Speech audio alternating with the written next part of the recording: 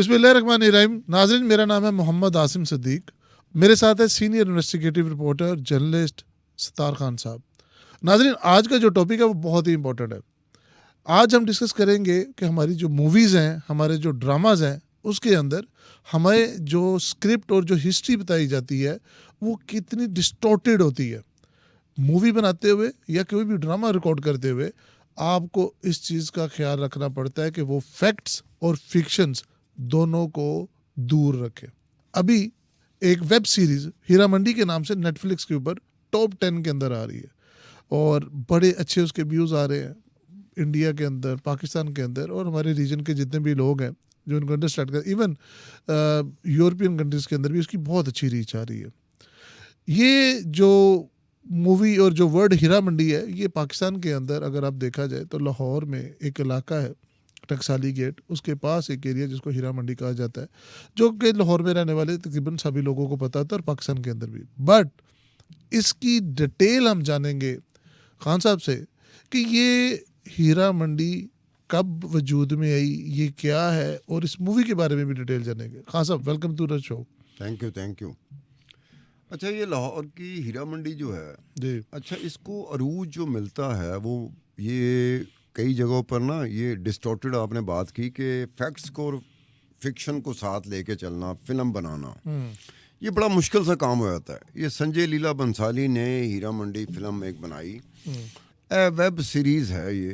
तो उसमें ये है कि आपने दो चीज़ें देखनी है जी, एक तो है कि हिस्टोरिकल पर्सपेक्टिव में जाना है, दूसरा फिल्म मेकिंग में जाना है। राइट, फिल्म मेकिंग में संजय लीला बंसाली ने बड़ी ज़बरदस्त फिल्म बना दी, ओके, लेकिन हिस्टोरिकल पर्सपेक्टिव में जाएंगे तो संजय लीला बंसाली ने फैक्ट्स डिस्टॉर्ट किए हैं। अब उसने डिलिबरेटली किए हैं, जानबूझ के किए हैं, या उसको पता ही नहीं है इसके बारे में, हम लोग कुछ नहीं कह सकते। हमने चूंकि जर्नलिस्ट हैं, हम लोग चूंकि पढ़ते हैं, इन्वेस्टिगेट करते हैं, एक्सप्लोर करते हैं, डेप्थ में जाते हैं, तो कई चीज़ें देखते हैं कि इसका वजूद हमें कहीं नज़र नहीं आ रहा, लेकिन फिल्म में है। खान साहब, अब sorry to cut you off, Heera Mandi का वजूद कब आया? अब ये जो थोड़ा सा अब बताइए। ये आपकी बात है ना कि हीरा मंडी का वजूद जो है ना, महाराजा रंजीत सिंह के दौर में, वजूद नहीं पहले से थी, अच्छा, लेकिन महाराजा रंजीत सिंह के दौर में समझ ले निसफ शहर लाहौर का जो था ना, वो हीरा मंडी बन चुका हुआ था। अच्छा, जो उस वक्त का इतना लाहौर था। अरूज जो है ना, वो किसी भी बड़े सगीर की मैं बात कर रहा हूँ, राइट, हम लोग बड़े सगीर तक अपने आप को रखेंगे जिसमें हिंदुस्तान पाकिस्तान आता है। किसी शहर की हीरा मंडी इस तरह की नहीं थी जो महाराजा रंजीत सिंह के दौर में लाहौर शहर की हुई।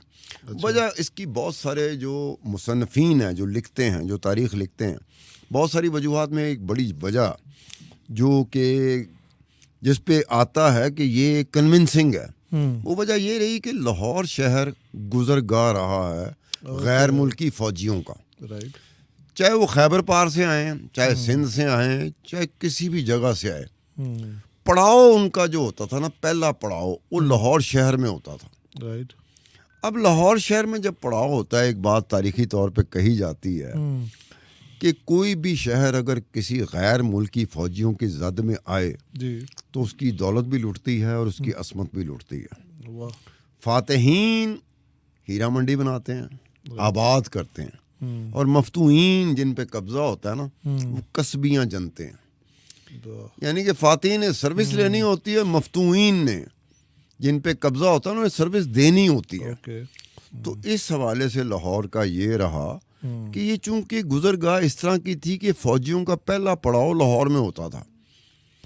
अब आप देखें, गैर मुल्की फौजी हैं, उन्होंने किसी मुल्क में किसी इलाके पे कब्जा करना जो उनका मुल्क नहीं है, तो उनको आते ही ये पड़ जाती हैं। और उसके बाद ये हुआ कि महाराजा रंजीत सिंह, उसके दौर में तो बहुत सारी तवाइफें भी थीं। हीरा मंडी कहाँ से चली?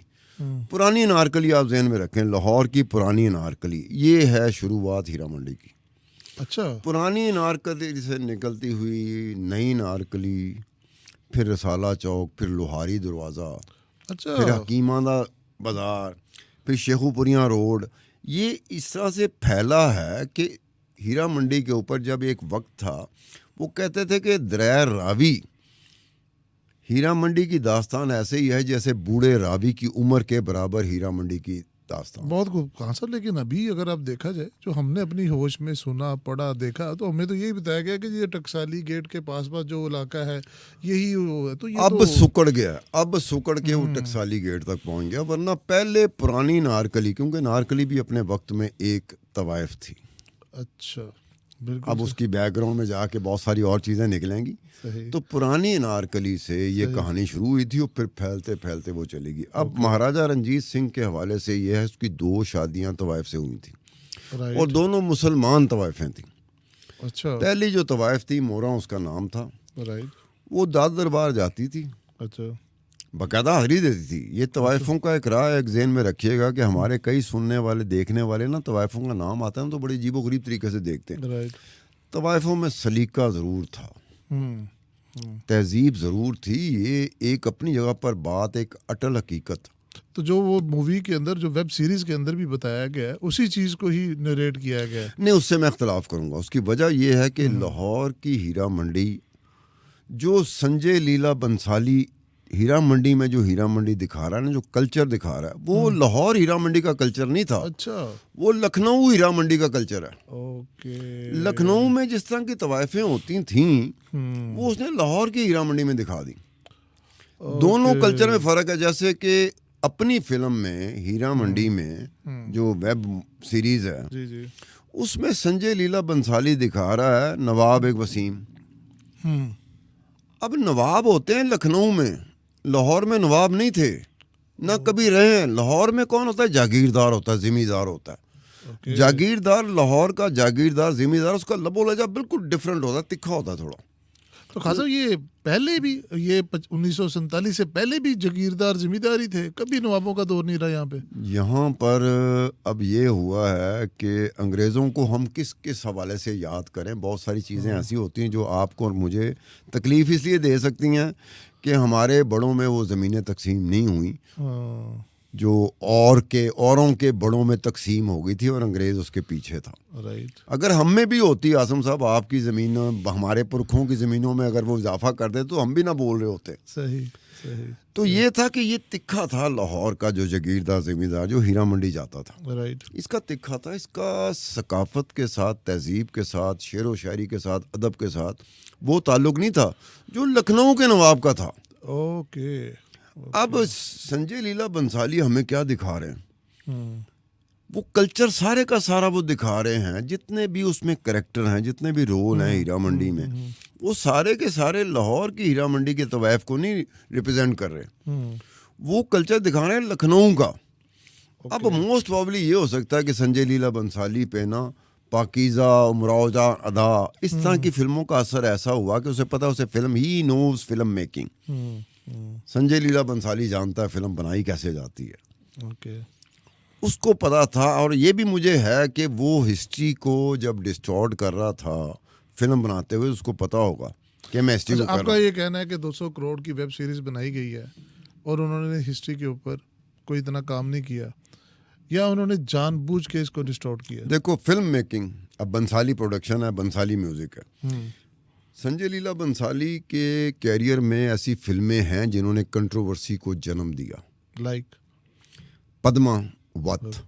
पद्मावत एक ऐसी फिल्म थी जिसमें राजपूत जो है ना, वो पुतर गए सन। बिल्कुल ठीक है। बाइकआउट भी हुए थे, उसके हंगामे भी हुए थे। अब बाइकआउट, उसमें एक यहाँ तक बात गई कि एक तो चीज़ ये है कि उसमें एक गाना था जो दीपिका पे था। दीपिका भी उसमें थी। दीपिका का जो आजकल हस्बैंड है, जिसमें बाद में शादी हो गई दीपिका की, रणवीर सिंह भी उसमें है, शाहिद कपूर भी है। तो झूमर एक था, घूमर था, झूमर था, गाना था एक। वो गाना फिल्मों, इंडिया में जब फिल्म रिलीज़ हुई थी वो नहीं चलाया गया था क्योंकि राजपूतों ने कंट्रोवर्सी जनरेट कर दी थी। वही गाने पर अमेरिका में नेशनल बास्केटबॉल टूर्नामेंट होते हैं। तो नेशनल बास्केटबॉल टूर्नामेंट में वही गाना, उस गाने के ऊपर डांस किया था। चीयर लीडर्स नहीं होती? जी जी जी जी। ये आपने आईपीएल में भी देखा होगा, स्टेडियम में होता है कि जी, चौका छक्का लगता है तो चीयर लीडर्स कर रही होती। तो चीयर लीडर्स ने वो डांस किया था उस गाने पे। इंडिया में वो गाना नहीं चला था, फिल्म निकल गई है, गाना नहीं चला, गाना अमेरिका में चला। और वो ऐसा हुआ जो नेशनल बास्केटबॉल एसोसिएशन है उसकी ऑफिशियल फेसबुक पे उन्होंने अपलोड कर दिया। वो वायरल हो गया था, मिलियंस में वायरल हो गया था। राइट। अब उसके पीछे चूंकि कंट्रोवर्सी थी, ये बंसाली साहब जो हैं, ये संजय लीला बंसाली, ये अफोर्ड नहीं कर सकता था कि मैं राजपूतों को किस तरह से करूं, तो उसने कहा गाना निकाल दो बीच में से। ओके।